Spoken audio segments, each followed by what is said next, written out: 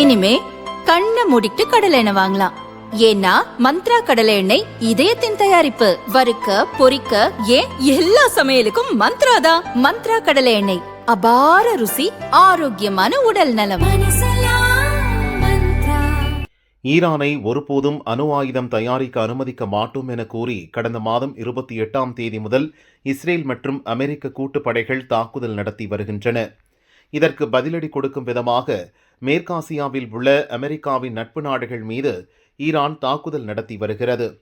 போர் தொடங்கிய முதல் நாளிலேயே ஹார்முஸ் ஜலசந்தியை ஈரான் தன் கட்டுப்பாட்டுக்குள் கொண்டு வந்தது. அந்த வழியாக சென்ற அமெரிக்காவின் நட்பு நாடுகளின் சரக்கு கப்பல்கள் மீது தாக்குதல் நடத்தியது.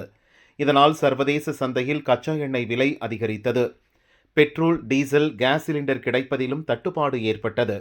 இந்நிலையில் போரை முடிவுக்கு கொண்டு வருவதற்கான ஒப்பந்தம் விரைவில் எட்டப்பட வேண்டும். ஹார்முஸ் ஜலசந்தியை விரைவில் திறக்கவில்லை என்றால் ஈரானின் எரிசக்தி உள்கட்டமைப்பு, அணுசக்தி மையங்கள் மற்றும் இராணுவ தளங்கள் மீது கடுமையான தாக்குதல் நடத்துவோம் என அமெரிக்க அதிபர் டிரம்ப் நேற்று எச்சரித்திருந்தார். இந்நிலையில் ஈரானின் முக்கிய நகரமான இஸ்ஃபஹானில் உள்ள வெடிமருந்து கிடங்கின் மீது இன்று அதிகாலை அமெரிக்கா B-2 போர் விமானம் மூலம் 907 கிலோ எடை கொண்ட பங்கர் பஸ்டர் குண்டுகளை வீசி தாக்குதல் நடத்தியது. இந்த தாக்குதலில் வெடிமருந்து கிடங்கு முற்றிலும் அழிக்கப்பட்டதாக தகவல்கள் வெளியாகியுள்ளன.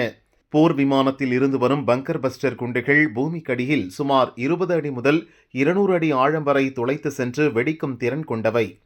இந்த தாக்குதலின் போது பங்கர் பஸ்டர் குண்டுகள் வெடித்து வெடிமருந்து கிடங்கு தீப்பற்றி எரியும் வீடியோவை அமெரிக்க அதிபர் டிரம்ப் சமூக வலைதளத்தில் பகிர்ந்துள்ளார். அமெரிக்கா தாக்குதல் நடத்திய இஸ்ஃபஹான் ஈரானின் முக்கிய நகரங்களில் ஒன்றாகும். இந்த நகரில்தான் அணுசக்தி நிலையங்கள், இராணுவ உள்கட்டமைப்பு மற்றும் முக்கிய ஆயுத தொழிற்சாலைகள் அமைந்துள்ளன.